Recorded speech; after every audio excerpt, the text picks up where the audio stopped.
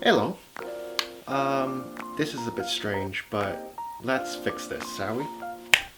There you go. Perfect orientation. Alright, so today we are not going to be talking about these, so let's just bye-bye. Instead, we're going to be talking about this. Wait. Wrong one. Hold on.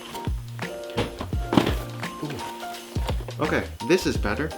This is what we're going to be talking about today. Yes, I did it, but no, I also didn't do it for that reason. So yes, let's get to our unboxing setup and let's go.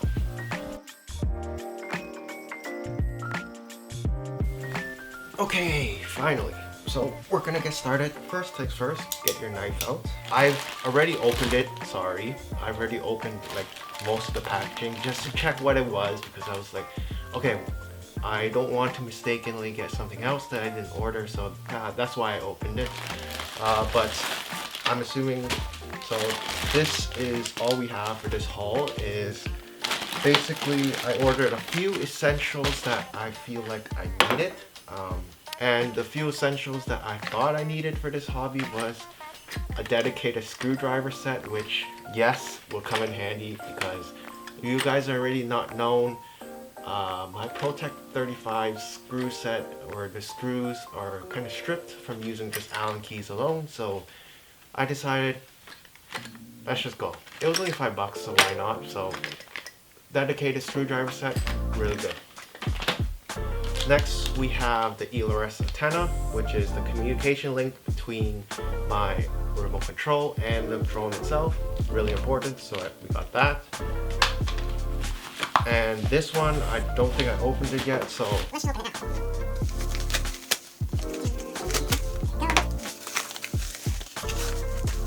Alright, so this one is the RunCam Wasp. It's basically the Caddx Vista, but now the Caddx and whatever, Caddx is no longer selling the Vista. This is the new alternative, the RunCam Wasp. Oh, so they have some tape here. We'll just cut that open.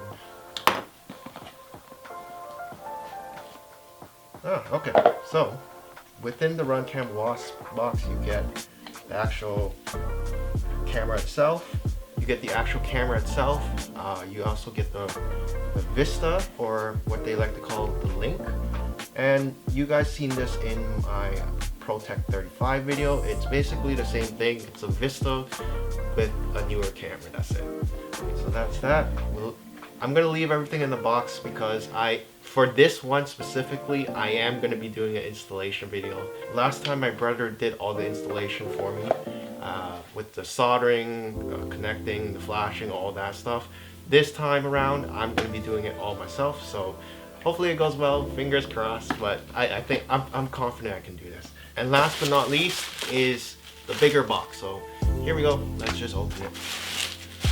As you can see, this time, it's not so nicely packaged as the Protect was, as this time I did not order this straight from iFlight. I ordered this from some AliExpress store that was selling it, and well, yada yada yada, whatever.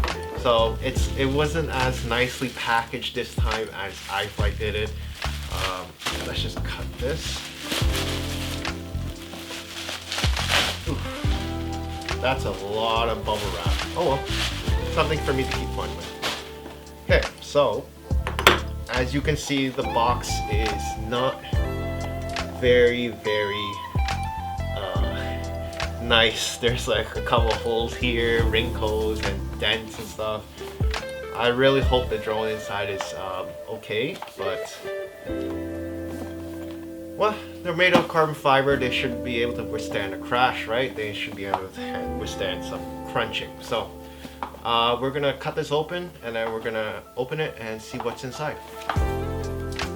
Oh yeah, before I go any further, as the title suggests, this is my IFlight Nazgul5 V2 Analog series, which I do want to, as I open this, I do want to let you know that I wholeheartedly know that I bought an analog drone because as you can see, I have the digital versions of the cameras, and that's what I'm going to be swapping in. I've tried to see videos on how to do this, and most of the videos I've seen were for the Nazgul5 V1 edition, not the V2. So I'm hoping to fill in the gap here and just kind of get that in. But yeah, I didn't see any tutorials on this. I'm gonna make a tutorial with this series on how to convert your IFlight Nazgul5 V2 Analog to a Nazgul5 V2 HD. There you go. That was a lot of words there, but whatever. All right, so we just got it opened. Oof, the box is really crunchy. Okay, there you go.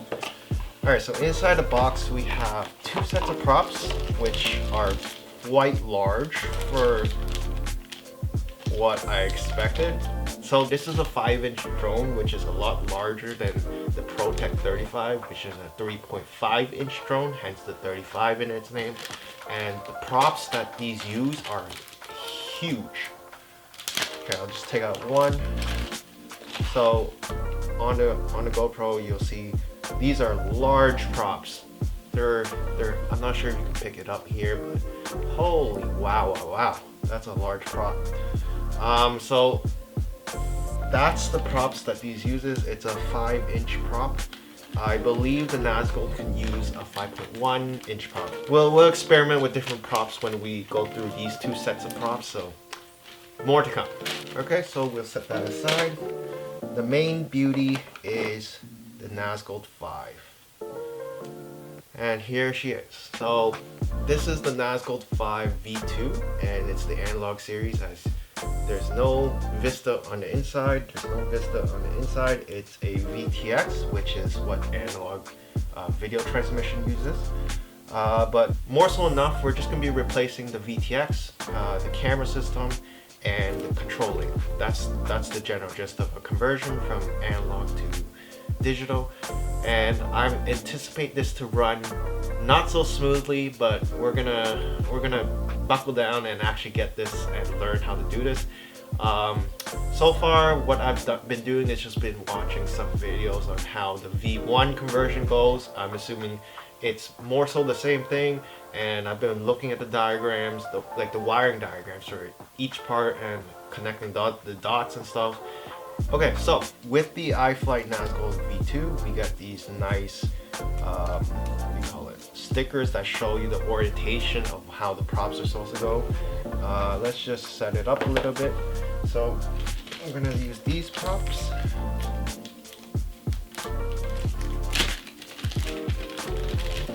And basically, we're gonna put it on each side, just to give a little perspective on how it will look. So that's going there.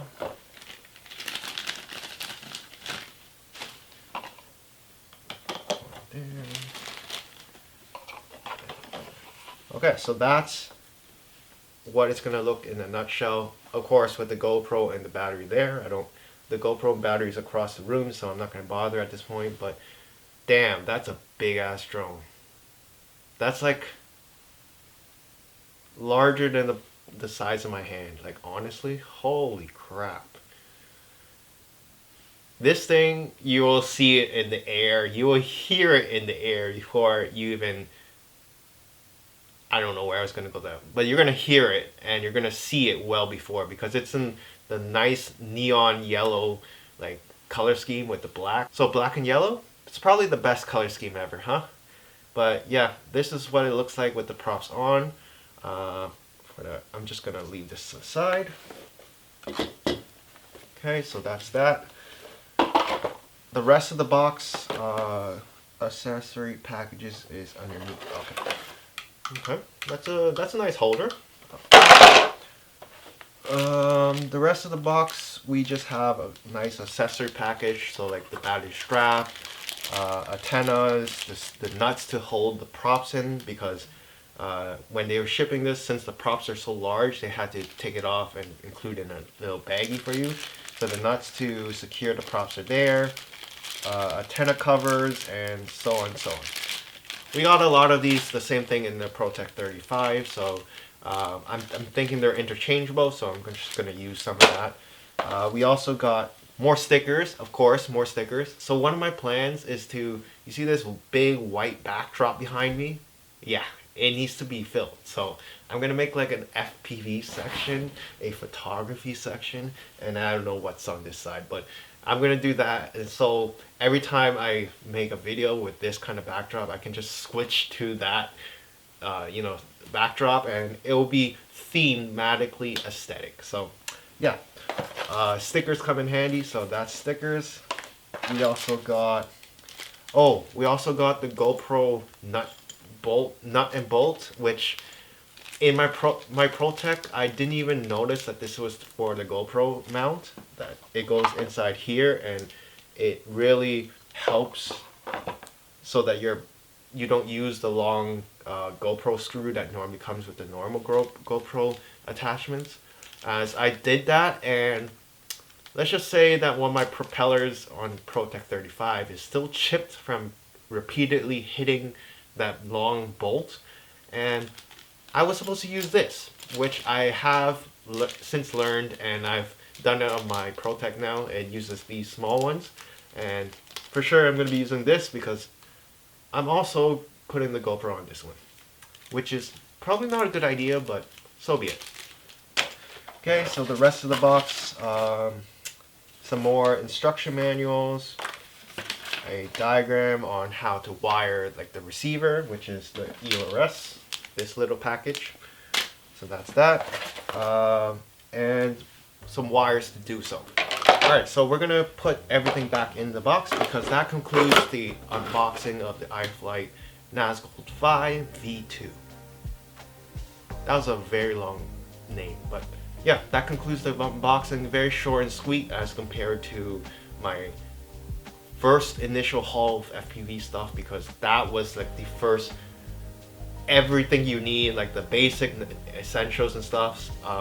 This time it was really just getting a new drone, and that's what this unboxing was all about. So this is the IFlight Nazgul V2, and this is going to be my new flyer. Fast flyer, actually. ProTech will be the slow flyer, this will be the fast flyer. Okay, so in part 2 of this series, I'm going to be setting this up with the Runcam Wasp. I'm going to be soldering the Vista to the flight controller and wiring up that so I can convert it from analog to digital. Part 3 will be soldering this, the ELRS RX, to this so that it can be binded to my controller and I can control it. And I'm thinking part 4, or I might include it, I'm not sure at this point, but part 4 will be beta flight and binding everything together so it works. Part 5 will be your favorite, which is the maiden flight. So be sure to look out for those, as I'm so excited to be flying this thing over the ProTech, as this is going to be a killer drone. It's going to be quick, and it's going to be so loud, but yeah. Alright, so that's that. If you liked the video, please hit the like button below. If you like this channel and what I do, so I'm going to have more drones, of course, more drones. Photography's coming. I have a couple of things coming for the photography side of things. So if you like that, please hit the red subscribe button below, the big red subscribe button. But yeah, I'm gonna leave it. Take care. Bye. Alright, now time to clean up and just do it.